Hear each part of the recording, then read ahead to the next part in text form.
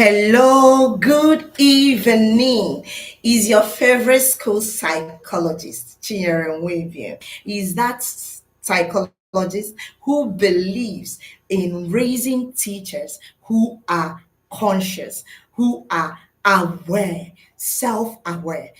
I believe in raising teachers who understand themselves and understand their learners. So, welcome once again. Thank God it's Friday. I am so excited because it's another opportunity for me to reset, to reconnect, and to reignite. So, when you see me on Monday or on Tuesday walking into school with head held high, with my head held high and my shoulders high, you know that something happened during the weekend. I don't know about you, but first of all, let me wish you a happy Teacher's Day in advance. Hope you are planning to spoil yourself. Me, I'm planning to spoil myself, whichever way, however little. All I know is that I'm going to enjoy my day while I celebrate myself. Thank you very much. How have you been? How has the week been? Hope you've been with us on this journey, this wonderful journey, the conscious educator, a journey to self awareness. Last week, we dealt on aligning values with our teaching practices. I don't know, do you have any high point of last week? Was there any task that stood out for you? It will be best if you share your experiences either in the group or in the comment section. Okay, this week we are diving in straight to something very important, and that will carry us through next week. And that is what I call emotional awareness. Yes, that's our week 3 topic, emotional awareness. Let me give you this story. Something happened on Tuesday. I gave a particular student, a particular group of students, tasks to do. That was last week. Coming into the class, I inquired about the task, and they haven't done it. When I started asking for their reasons, I noticed that it wasn't anything cogent. At a point, I started getting angry. Wait, what do I do? I was getting angry and I was about to flip. Don't worry, I'm an emotionally aware teacher. I excused myself from the class. I went out, took some time to calm myself down and think about what to do in that particular situation. So when I got back into the class, I was in a better mood. I was in a better state of mind to administer whatever disciplinary action I wanted to do. And I did it so meaningfully that by the next class, all those tasks have been completed. So imagine if I am not an emotionally aware teacher. You'll find out that I'm going to flip. I might end up saying some things I don't like. I might end up doing some things I don't like. I've been saying this. Most of the problems we have in the classroom are emotional problems. Classroom management, emotional problem. Learning, emotional problem. Teaching, emotional problem. Is centered around how we use the way we feel, how we apply the way we feel. So that is why this is a very important topic. Have you noticed? I said it some time ago that I've noticed that the teachers that glow best are the teachers that have a kind of attitude to teaching and learning that stems from the place of awareness. Yes, they glow best. So if you want to be that teacher, join us on this journey. Take this journey very important. And this particular webinar, let it not be a one-time off for you.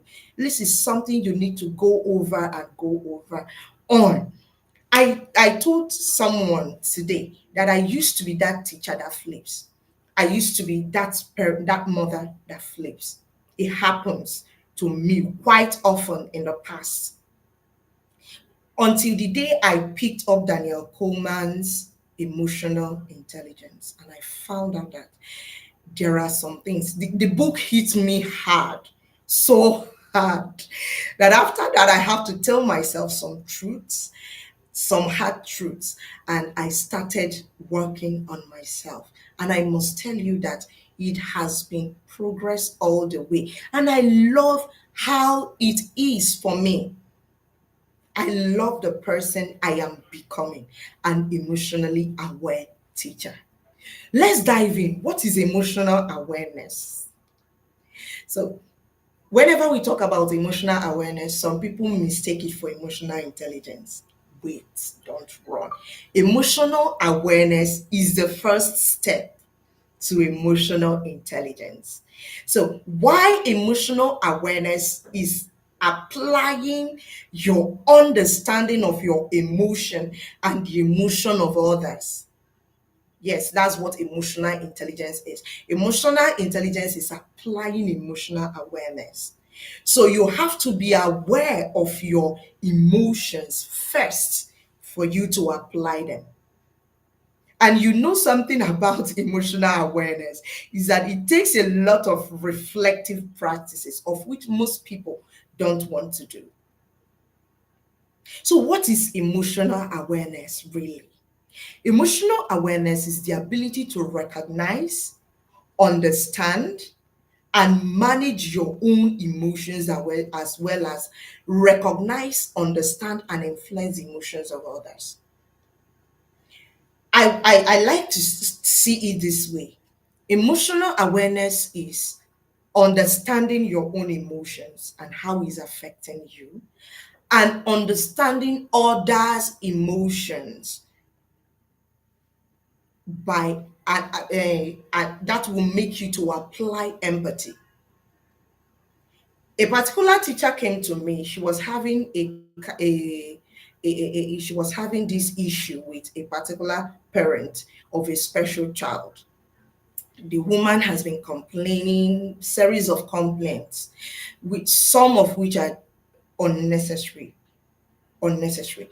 So when the teacher came to me, she has had it up to this place, and she was like, what will she do? I told her something. I told her to try and understand what this parent is going through. Ju- Not just as a mother, but as a mother to a special child. If you understand, okay, I'm beginning to get irritated by this particular attitude, but let me look at, let me understand how this woman feels. That's where empathy comes in. I understand how this woman feels. You will be in a better position. You will be in a better state of mind to handle that particular complaint. So, emotional awareness is very important. It helps us in our classroom management. Yes, most issues in the classroom are emotional issues, and you cannot manage your class effectively if you are not emotionally aware. Because sometimes you'll be tempted to do things that to act based on your emotions, to act out. That's not really, especially when you are going negative. That's not actually a very good. That's not a very good scenario. Emotional awareness helps in your communication, both with your students, both and your colleagues, and even the parents. Imagine I flipped that particular day. There are some children who are some children who are seeking attention, and you give them that attention in a negative way. Another day they are going to do things that will make you they will do things to elicit that response from you. That's why you need to calm down, be emotionally aware, know your triggers, and know how to handle them. So, whenever we are talking about emotional, whenever we are talking about emotional awareness, we are talking about recognizing your emotions. What are you feeling now? Like I said, it takes a lot of reflective practice. And you can't be someone on an emotional awareness journey that doesn't keep a journal. You have to journal. When you journal, it brings out those feelings, those emotions you don't even you are afraid. Sometimes we are afraid to confront certain emotions, but when you journal, you are better able to bring up those feelings and handle them. So we have to recognize our own emotions. That's what emotional awareness is all about. Recognizing our own emotion, understand the causes and effect of these emotions.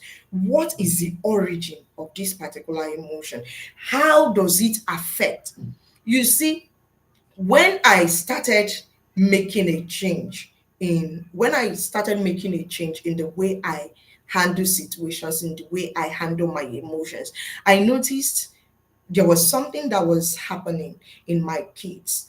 Because of the way I lash out, because of the way I flip, they started lashing out on each other, they started flipping out on each other. That's a very appalling situation. And that's what we create sometimes. And that's what we are also trying to prevent. That's why people like me, I will always talk about parents doing discipline the right way. So, but I noticed that once I started changing, that particular lashing out on each other started reducing. You reduced drastically. Today is almost non-existent. That's why you need to be emotionally aware. Understand what triggers me. Am I under pressure? Am I stressed out? Do you see it? So when you understand this, understand its effect. How is it affecting your learners? How is it affecting yourself? Number one thing I know about emotional situations, not handling things well, is that it stresses you out. Your students not only bear the brunt of it, you also, it stresses you out. So you understand the causes and effects, identify how emotions influence your behavior and your decision making. How does it affect your behavior and your decision making? Then you perceive emotions in others with empathy. You now don't just conclude on people. You see somebody angry and you wave off the person. You see somebody angry and you yourself, you are getting angry. You approach other people. It helps you to see emotions in the perspective of the other people. That's what emotional awareness does for you. Some of the key components of emotional awareness, just like I've mentioned before, emotional identification. You have to be able to identify your emotions. See, we grew up in an environment, most millennials, if you notice what happens on social media, you'll find out that most millennials don't know how to communicate. That's because we didn't learn emotional regulation and we are not emotionally aware. We grew up in an environment where you are called a sissy for crying, you are told to man up, you are told to keep your mouth shut. Imagine beating a child and telling the child, I don't want to hear any noise. We are not allowed to express emotions. So that particular experience, those experiences are what shaped how we communicate and things like that. Sometimes we are feeling something, we are not even able to identify what it is. So I will encourage you, as a teacher, as a parent, Google the emotional wheel for adults. Google it. Learn your emotional vocabularies. Learn to name your emotions. It will help you. When you are feeling irritated, when you are feeling appalled, when you are feeling sad, when you are feeling down, when you are feeling bored, you should be able to name those emotions. Once you can name it, you can tame it. If you can name it, you can tame it. So Google that emotional will, know them. If you can print it out and paste somewhere where you can see it, very fine. So emotional identification, then emotional understanding. In this understanding, like I've said before, you have to know the origin, the cause. Sometimes you feel a certain way, not because of an event that is happening now. Yes, it happens. Sometimes I was telling someone, I said, I had two scenarios. My child poured away, it was a mistake. She poured away her food. At that point, I didn't do anything. I didn't really react. I told her, so sorry, so sorry. We packed it up. She cleaned it and everything. In another scenario, she she hit. She was walking and she hit a particular this, and it was also a mistake. And she fell. And I flipped. At a point, I started asking myself, she did something before and I didn't flip.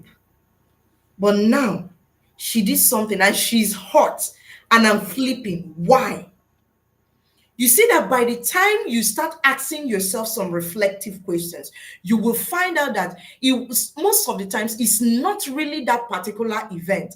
It is not really that particular action that made you flip. It was something else. That is why we must be conscious. We must be reflect. And see, it doesn't happen in a day. This is a process. Sometimes you lose yourself. But when you find yourself, try and go over the events. What happened? Why did I react this way? It will help you to be on your guard better the next time. And before you know it, becomes like a switch. You can flip it and flip on. You are better able to manage your emotions. So identify your triggers, the root cause and your triggers. It's not sometimes it's not what is said that made you angry, it is something else. And if you don't address that thing else, another day you will still bleed on another person because of that particular thing. So emotional expression, this is core. You are angry, yes, but how do I express it in a positive way? I used to tell people emotions are neither bad nor good. It's only the construct that the society has given to it. Do you see it? The way you express it matters. You can be angry. I wrote something on the group.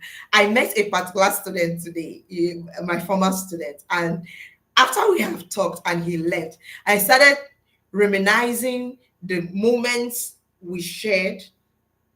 And I remember that he was one of the students that asked me, teacher, you are never angry, and when you are, you don't go off. How do you do it? So it's not about the way you feel. Of course, it's also it's your feelings are valid, but the way you express it matters. Let me give you a particular scenario that happened that same Tuesday. Was it Tuesday? No, I think it was last week. A particular student was having an altercation with another student, and I was trying to mediate, but their emotions were too high, they were running wild. So at a point, I allowed them. They By the time they were raising their voices at each other, and at a point they noticed I wasn't talking. They had to calm down. And I told them I feel so disrespected. I was angry with them. But instead of raising my voice, adding to theirs, thereby escalating the issue, I had to keep quiet, allow them. By the time they noticed that teacher is is watching them, they just calmed down And I told them at that point, I feel disrespected. And I will need you to think about what you have done. Go over to this place, think about what you have done. By the time they came back, we were better able to manage that particular situation. And they tendered their apologies without me requesting for it. Do you see it? So your response matters. The way you express that particular emotion matters. You are happy. But have you seen some people who are happy? They end up killing themselves. Some students are signing out, they are happy, they are gyrating.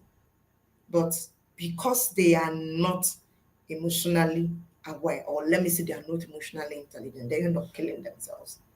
You are angry, but because you are not emotionally aware, you end up creating a bigger problem for yourself. Let's look at that Ibom Air issue that happened some time ago. This person was angry, this person was angry. But because both of them were not emotionally aware, were not emotionally intelligent, you see how it ended for them. So you as a teacher, you might have found yourself in similar situations. This is a time to sit and learn emotional awareness.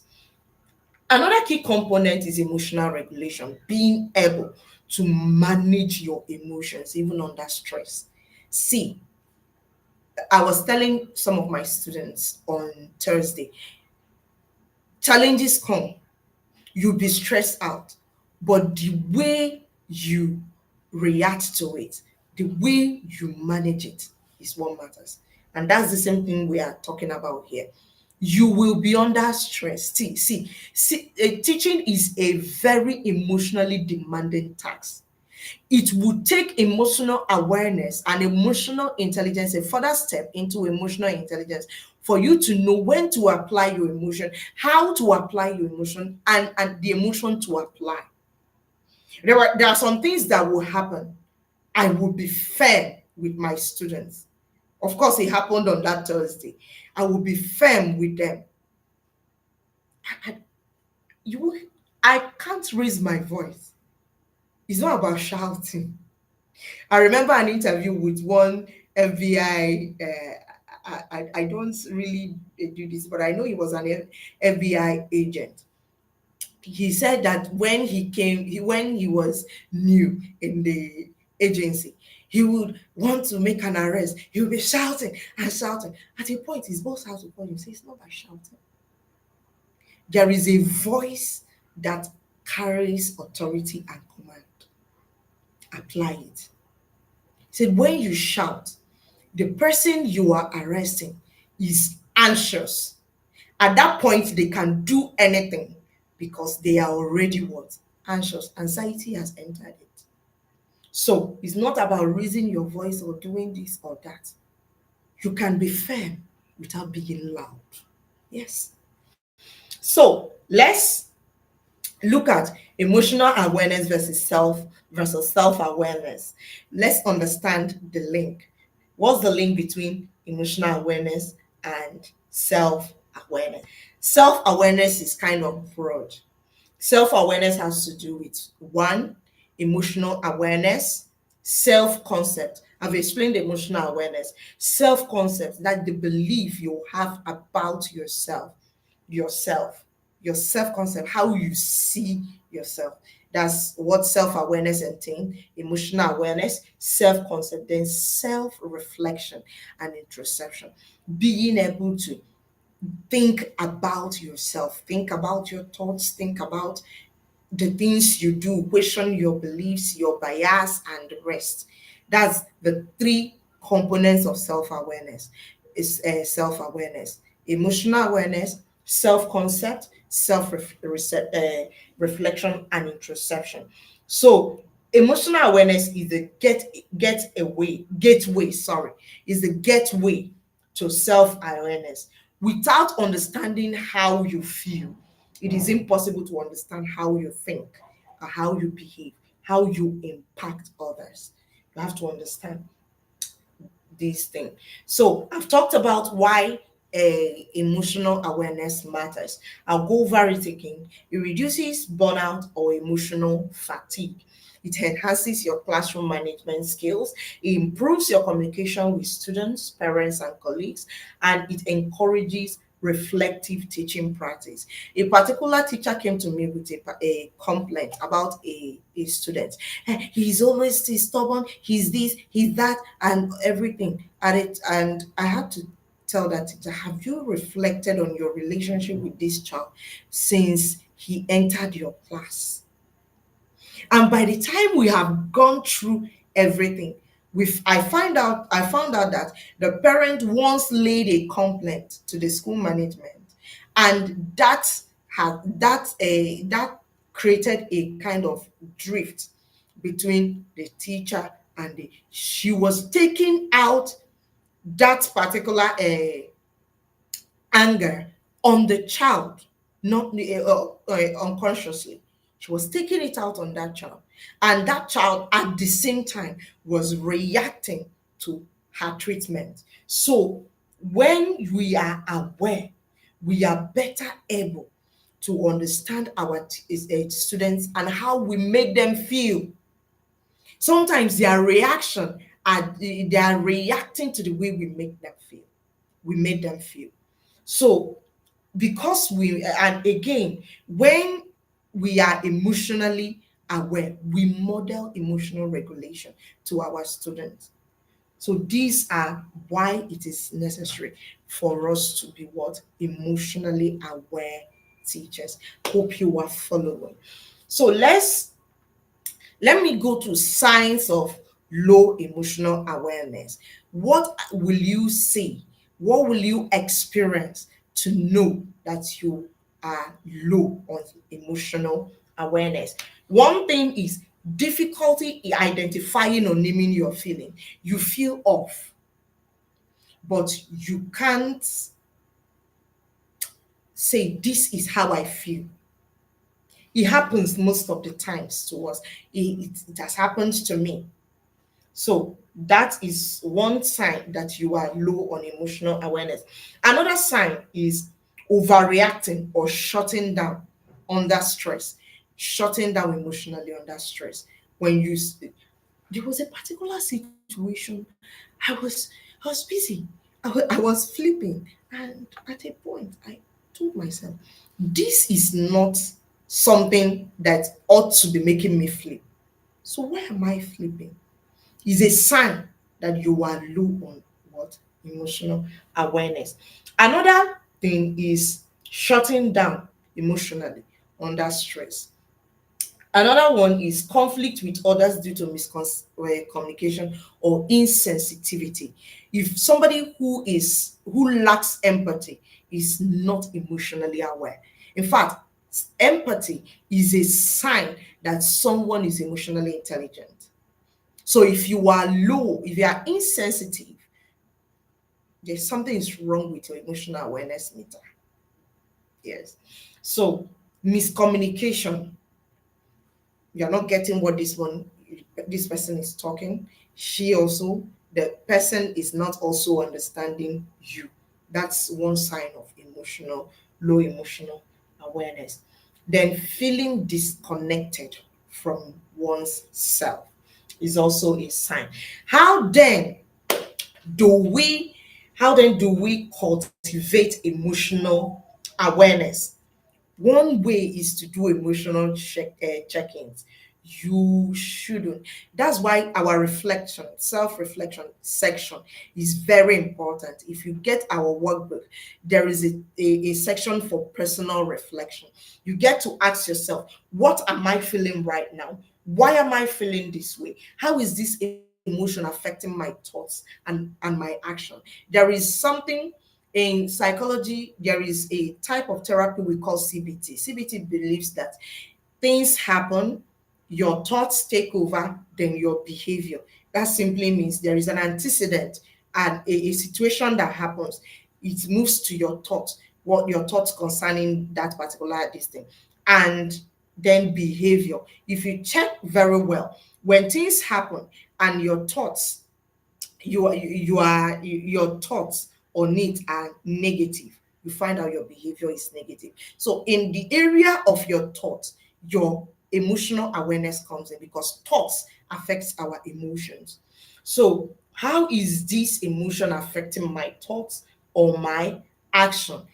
Be someone who is reflective. You will find yourself in a situation where you reacted somehow, you didn't handle this particular thing well. It's required that you go back. That's what we call reflective teaching practices. You go back, ask yourself questions on that particular thing. What happened? How do I feel? Things like that.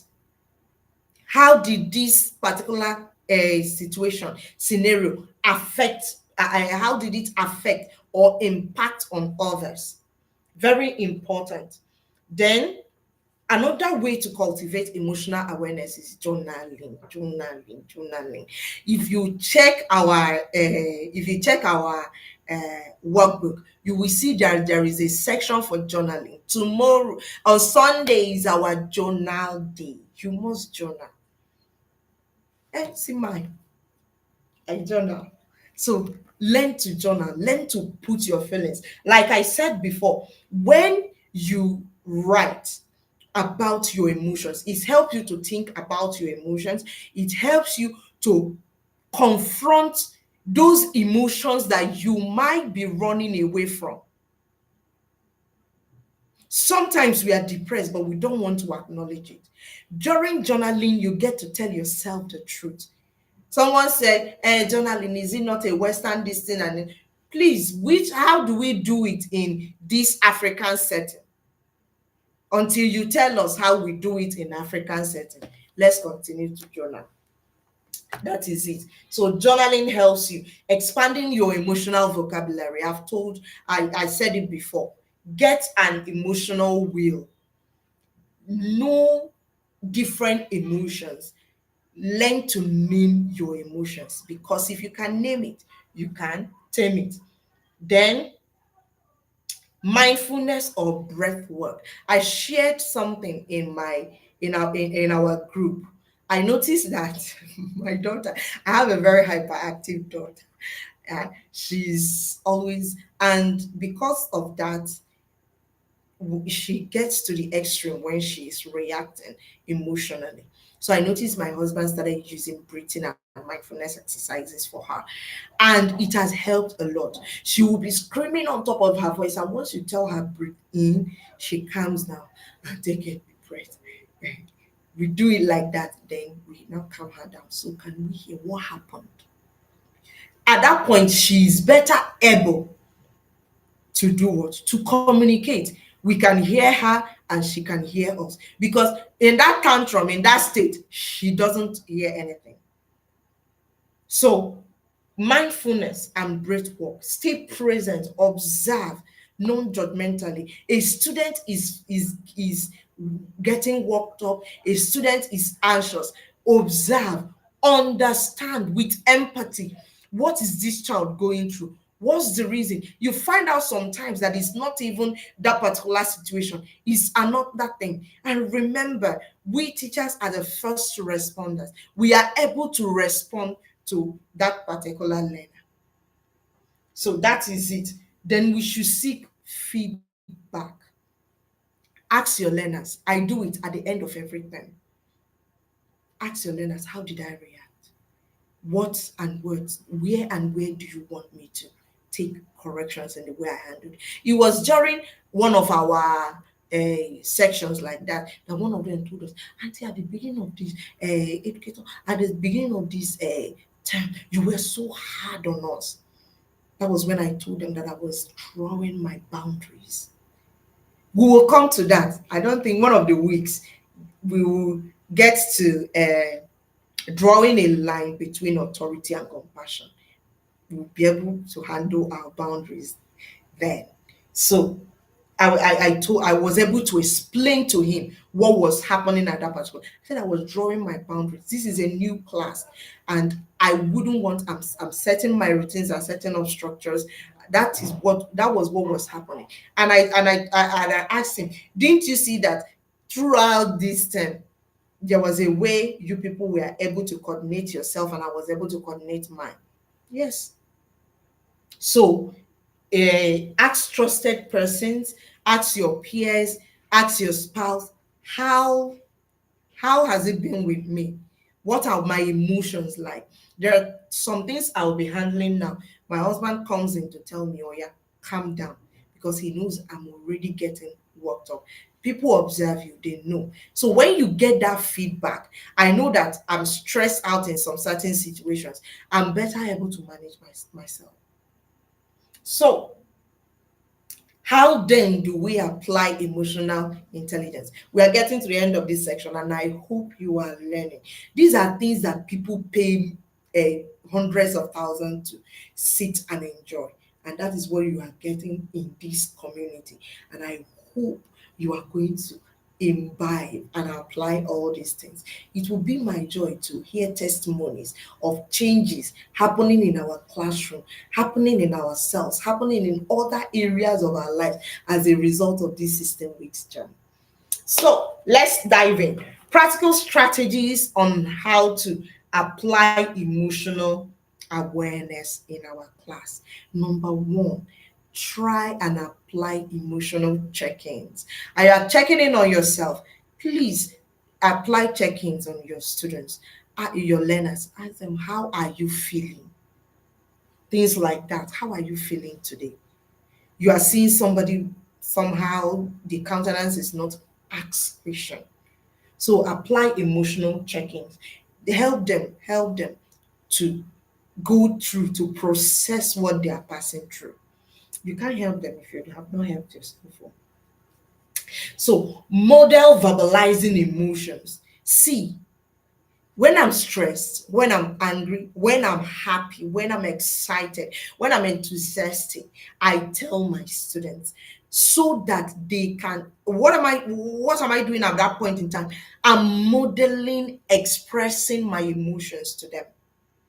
If I'm angry, I'm told, oh, I'm getting angry now. Like that particular day, I told them, I'm getting angry. Can I take some time outside? I took some time outside. Before I came in, they organized themselves. Auntie, educator, we are sorry. Things like that. I still applied my consequences. But what I am teaching them is how to do what? To name, verbalize emotions. I need to take a fresh breath. I'm sad. I'm this. Tell them, and also help them to say those things, to verbalize their emotions. Don't shut them down. Educator, I'm angry. Do you understand? You don't just tell them, shut them down like we do in the normal setting. Try and help them to process it. Ask them why. Then again, teach students emotional vocabulary. There is a particular, I normally advise every educator, get an emotional wheel. First, keep it in the class where students go learn about emotions. Inculcate it in your social emotional learning time. Use emotional vocabulary. Use restorative circles, reflection time after conflicts, when there are situations and everywhere is calm. Ask them to reflect. That's why we have the calm corner, actually. Places where they can go and do what? Reflect. We don't call it naughty corner, please. We call it calm corner, where they go, sit down, reflect. This particular school where I was, they didn't have it. So I normally send them to the library. They go down, they go there, sit down, and reflect on what happened. When they come back, they will be better able to handle that particular situation. They have reflected on themselves, and they are coming back saner. Again, create a classroom atmosphere that normalizes emotional expression. I noticed something. I work I worked a lot with teenagers. And one thing about teenagers is that they normally shut themselves down. They normally shun themselves. I don't know whether it's happening in other schools, but currently in a school where I am, they when I started with them, I noticed that a lot. Somebody is crying, they're making mockery of that person, things like that. It is in your place to address that particular situation. You don't shut people down. There was something that happened on social media some time ago, and I was like, ew, that means a lot of people are not emotionally aware. That was during that Priscilla Ojo's daughter, sorry, Priscilla Ojo's wedding. And this other guy, I don't know their names, I think he's in Olua. He was crying, and so many people came out and were saying all manner of things. That is a symptom of a deep problem where we shame people for expressing emotions, where we call people sissies for crying, where we conjure up manner of narratives to keep people from expressing their emotions. And it is a very toxic behavior. Anyone that does such a thing is not emotionally aware, is not emotionally intelligent. In our spaces in the classroom, our students should be able to express their emotions. And if they do it wrongly, that is why you are here. If they do it wrongly, it is left for you to model it. And in that scenario, teach them how to do it right. You don't shun them, you don't shut them up, you don't shut them down from expressing their emotion. So create a classroom atmosphere that normalizes emotional expressions. So that will be all for today. As in our, if you are using our workbook, you find out that there are tasks, and this task is repetitive each day on how to cultivate emotional awareness in the classroom. So next week, if you are keen on cultivating this emotional awareness, maybe you should take this particular next week task very serious. And I also want to recommend Emotional Intelligence by Daniel Coleman. Please get that book and read. It's very, very important. It will help you a lot. That's all for today. I believe and I know that you have learned something. I believe and I know that you are going back next week, head held high and shoulders high, to implement what you have learned. So if you are if you've not subscribed to this channel, please subscribe so that whenever we hear is Fridays are not the only days I drop videos, educative videos on how to be a better teacher and to improve teaching and learning. Fridays are not the only days. If I drop, last week I dropped a video on virtual autism. Probably, maybe you should go and watch it. I talked about how to help your learners imbibe reading culture.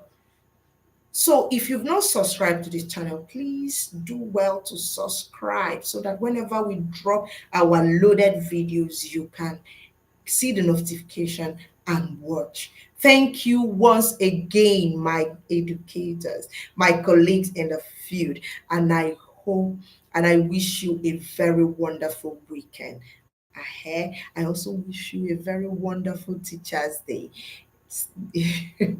I wish you a very wonderful Teachers Day. Remember our tags. A 2 minutes video can be a shout out to somebody, can be talking about your why you are in the teaching profession and things like that. And you stand the chance of winning our 10,000 naira cash gift. Thank you so much. I really love you. Bye.